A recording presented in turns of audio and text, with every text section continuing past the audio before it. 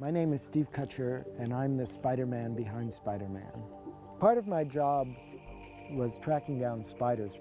There was a good month or two of actual making phone calls. I was calling everybody I knew who was in the spider business where I thought I would have a reasonable chance to get spiders. And it wasn't just getting spiders. What I had to be able to do was get duplicate spiders when I needed them on cue. So if somebody said, oh, I've got 3 spiders, well, that's no good. I said, could you get some more? Well, maybe. That's no good. So I had to be able to go to somebody who could say, oh, I've got 20 spiders and I can get you 20 more if you need them anytime. And I actually had to get permits, USDA permits, state permits, to import spiders from New Zealand for the movie. And that was a big deal. And you don't do that overnight. A lot of people say, oh, I'll go out in my backyard and get some spiders. I've got lots of them. But when it's raining and it's cold in the wintertime, you're not going to find too many spiders, especially ones that are large enough to use for a movie like this. So it's quite challenging. One of the scenes calls for a spider to bite Peter Parker, and as you can well imagine, if a tarantula was webbing down from above onto his hand, he would probably notice it. So a large spider was not on the agenda, and I had to track down small spiders that would work. We actually picked a variety of spiders, and one of the spiders we picked is a steatoda. The spider is a small spider, and we had it actually webbed down from the ceiling. I was in charge of the spiders for the movie Arachnophobia. In that movie, we used a spider called Delana cancerides, which is a giant crab spider. And I was lucky enough to track it down in New Zealand, and when Sam saw it, he really liked it. And so we used this as one of our spider candidates in the movie. And I'll have him climb up to the top. And you'll see he'll wave to you. And wave to the camera. Oops. We'll have him go down to the brush side and wave to you from there. And wave to the come on, get up there. Wave a little bit. Okay. The most amazing thing about these spiders is that they live in cracks and crevices. I'm going to show you something. I'm going to take it, put it in my hand, and then I'm going to put my hands together. And when I open up my hands, you'll see where the spider is. Oops, and put them, and do it again. Until it's set. And then to make it move, all I have to do is just tap it. And it's off again. So this is a really active spider, a harmless spider, and a very good moving spider. And actually, it crawls just like Spider-Man. He can walk up walls. I'll put him on this glass and you'll see he'll be able to climb up. He can climb up a vertical wall just like Spider-Man. So when I got a call to do the movie Spider-Man, I immediately thought of this spider, because if there's one spider that can crawl up anything, it's this one. The original spider, when I first saw the drawings, I had to try to duplicate a drawing that was the artist's concept of what the spider should look like for Spider-Man. And I tried to come up with that, and one of the ways we tried was by putting on prosthetics, and another way we tried was by painting. And when we showed these options to Sam Raimi, the director, he decided on one with makeup, and that's what we did. We went with a specific design. When you put makeup on, not only do you have to use the right type, but you can't just put it on anywhere. You have to be aware of their breathing holes. Spiders have their breathing holes on the underneath side, right about here, and the makeup was put on the top, so it wouldn't hurt the spider at all. We used this is a painted Black Widow, and when we were done, you can see the paint came off. Hear that? Since it was wintertime and spiders were hard to come by, one of the options would be mounting up spiders.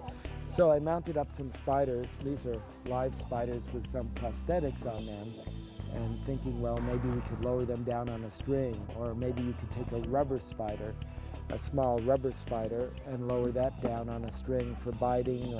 But the trouble with that is it looks like a rubber spider that's being lowered down on a string. There's no movement, and so it looks a lot better using live spiders. There wasn't that many takes, less than a dozen, because I did not do this alone. I had 4 assistants, Michelle, Matt, and Maya. and all of them were very helpful. And what they would do is they would bring over the rack of spiders like this. And this is also how we kept the spiders. So if we needed a spider, all we'd have to do is pull it out. This one. Pull it out of its little cup device. The spider stays in the top, and then I would have them test each spider before they handed it to me so that I knew that the spider was ready to web. And then I would take the spider and web it down and try to make it hit Toby's hand. And that was a challenge too. I can't say enough to thank the web makers, Robin, Mike, and the property crew, and some of the other people who helped out, as well as Sam's direction, because they were the ones that guided me. I like to consider myself as having some talent, but having that guidance is helpful, so I know the direction to go. Sometimes they made it a little challenging, but I tried to give them options so that they could choose the best spiders. Toby was fun to work with. I had to reassure him about spiders, especially when the spider came down on his hand. He was a little nervous about that. I always tell people exactly what's going to happen, what the risks are, and he went for it, and it turned out fine. The lady who played the tour guide in the genetics lab came to me a number of times to ask for the proper pronunciation for spiders, the names of the spiders, and some information about spiders. So it was helpful for me to be there just to answer those kinds of questions. And if anyone else had a question as to something about a spider, it was also good for me to be there for that. So it's really important. It's a good idea to have a consultant. And when you have a movie about Spider-Man, it's a good idea to have somebody who's a spider expert on the movie. And I like to tell people I'm the Spider-Man behind Spider-Man. Well, in this version of Spider-Man, it takes place in a genetics lab where they actually take different species of spiders and they remove their DNA and combine and make a new super spider that has a lot of these traits. That spider gets loose in the genetics lab, and unfortunately, or fortunately, Peter Parker gets bitten by it. I got a call from Robin Williams, who is the property master, an excellent man, and he said that they were looking at getting some spiders for Spider-Man. And he also mentioned that they had tried out some tarantulas, and Sam didn't want any tarantulas. And so I came in and I did a show and tell. I've been interested in insects and arachnids ever since I was 3 years old. I went on and got my master's degree studying insect behavior. I started working in the film industry around 1977 or 78, and I have a tremendous number of films and commercials and things I've done. Some of the things I've done have been to release 1,000 butterflies at a wedding, to have 6,000 beetles come out of a man's chest, to make a spider crawl into a slipper from 4 feet away in one try, to make a cockroach run across the floor for a foot and then flip over on its back. So these are the kinds of specialties I have. So when Spider-Man called, I was really excited. I said, this is a movie I should be doing.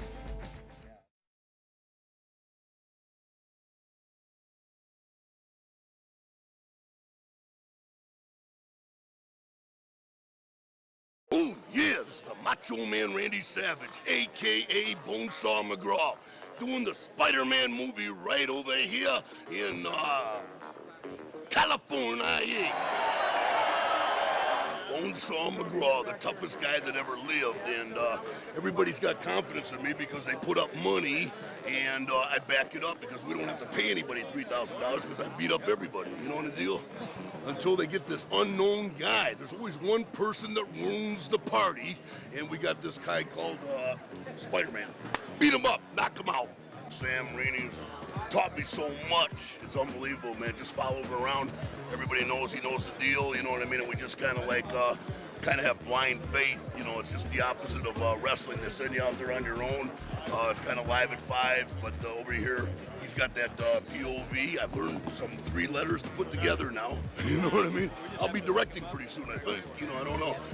These guys know what they're doing. Columbia Pictures, and it's pretty sweet. I'm just glad to be a part of it. Come on! Get me over here! I'm not acting. I'm actually trying to beat these guys. You know, I'm into my own thing. I guess that makes me a good actor when you get into the role. You know, I woke up this morning and somebody said, "Hey, Randy, how you doing?" I said, "Hey, Bonesaw, how you doing?" You know what I mean? So I'm into the character. You know what I mean? If that's a good thing, that's cool. If it's an ego problem that I have, then that's bad. Bonesaw.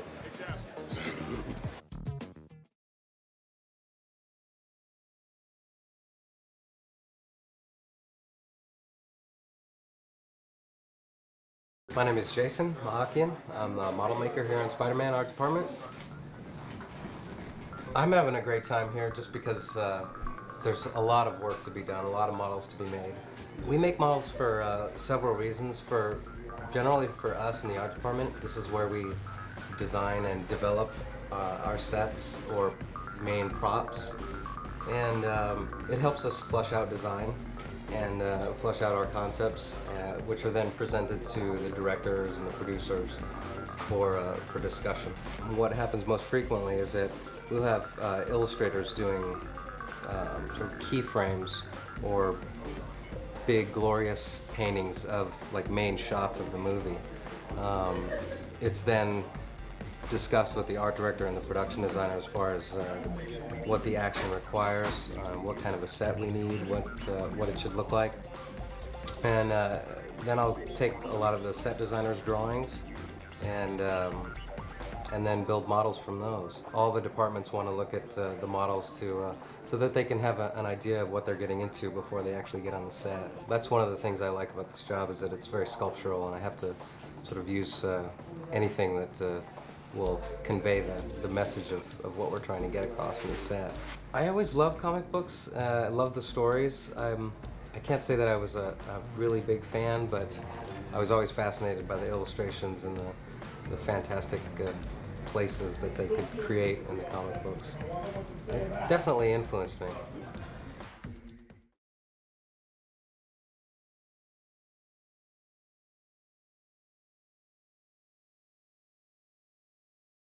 I'm Neil Spizak. I'm the production designer.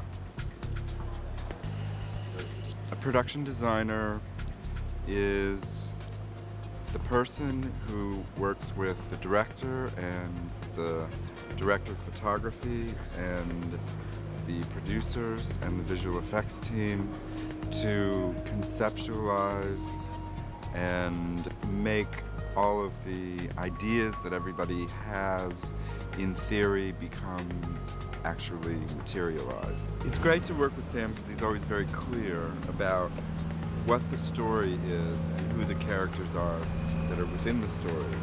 And he's always very receptive to hearing what you might have to say and what might help him get to where he's going.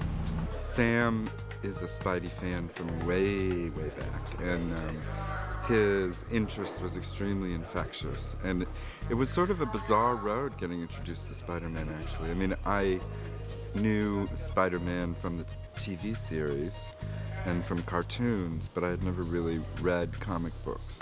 And it was an interesting journey learning about, who Spider-Man is and how he's portrayed in the comic books.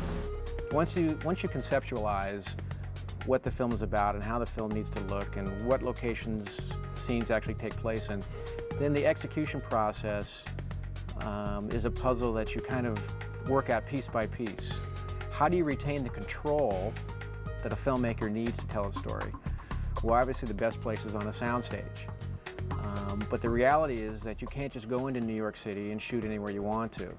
So a lot of times, you bring it back and you make it work because it's the only way you can retain control and get the shots you want to tell the story.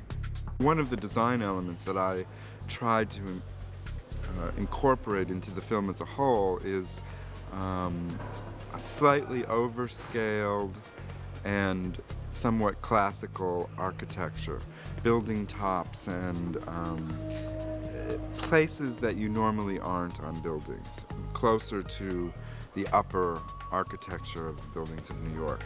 So the idea that this balcony is further up in the building rather than being down in the street, and the idea that you have an overview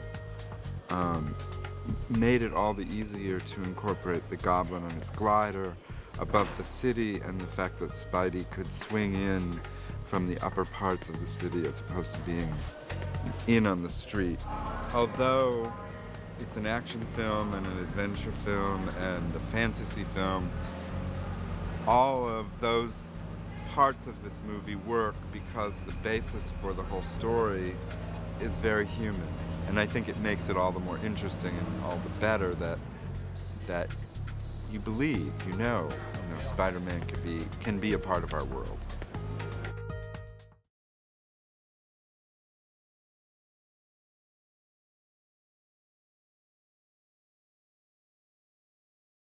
My name's Ozzy, the art department coordinator for Spider-Man, and this is where the Sam's creative vision and Neil's design vision come together for the movie. A lot of the portions of New York have been very meticulously kind of studied and looked for by Neil and by Sam and our location scouts, and a lot of them are being designed primarily from scratch, but with a lot of inspiration from the New York architecture that's there now. I think too is like because we see Spider-Man up against like buildings and like an architectural element that you'd see from the street would be really small, but when Spider-Man is up against it, all of a sudden it's like a huge detail. So you get to see kind of architecture in a way that you would normally see from the street. We just need to come up with a look, and the construction is the one who figured it out how to hold it together. Yeah, we just get to draw kind of what it's supposed to look like and not worry about the mechanics of it and how it's put together and that sort of thing. Plus it's sort of immediate gratification for us because we get to draw it and get to go to the stage and see it like within just weeks. Then it gets destroyed in 3 days after shooting. As you can see, this is what we call full-scale detail. Yeah, I'm working on the Osborn mansion, the Green Goblin house. This is gonna be the fireplace on his living room. It's gonna be his main room, like the living room, all the wood paneling, get totally detailed, the columns, like one by one, everything to the last molding. Sometimes, you know, you're drafting a building and some part of the building had to stick out farther out or had to be bigger or had to be in a certain shape to accommodate Spider-Man landing on it. You'll be able to see parts of New York and POVs of New York that you would have never seen before because of the things that Spider-Man does and the positions places he goes. It's like all the places you were looking at from the street that you wish you could go see and go sit on that nobody ever has been able to do. The team that Neil has assembled for the art department, we pretty much keep it like a family. We're very kind of close with each other, and it's a very personal kind of a team. Rather, sometimes in these big pictures, you have such a big art department, it becomes very impersonal.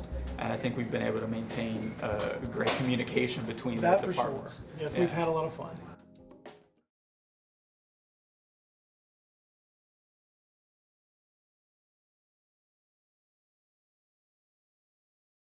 Hi, I'm Bill Nauman. I've been on this show for about 6 months, and we've been doing everything from metal to wood. I am a prop maker. I build sets from the bottom up. We make everything that goes from blueprints to walls. Then set dressing comes in with curtains and chairs and everything else. But everything that's solid on a set is construction. That's what we build. We build the doors, we build everything, stairs, everything that works with walls on the exterior part of the set.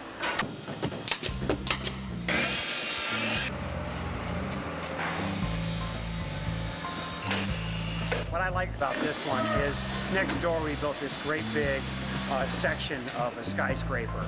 We built the middle section, and it's really nice. We start out with a metal deck that's 20 feet in the air, and then we went 65 feet in the air above that, and another 20 feet above that for all special effects. We get to do a whole bunch of stuff with a lot of different people. Working with plasterers, working with special effects guys, a lot of metal. It's really fun. You do a whole bunch of fun stuff. It's really cool. It's very finite. The art director and the designer that I've worked with before, they're very finite guys. They really see it. They can pick it out. So all our details, all the structure that we're doing, we're copying from New York. So they have to get a shot in New York, and then we have to make sure on the soundstage it's the same shot. We're building stuff that we don't get a chance to build. I mean, I've been to New York once, and I'm building it. So it's a really cool way of looking at a different way of doing it. I spent, on the set that was up here before this one, I spent 2 months on it, and it was down in 4 days.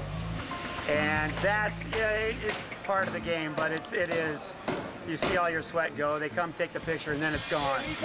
I like to watch it, and when we see it and it's playing, you go, oh, I did that, or oh, yeah, I was there with that, and that's fun.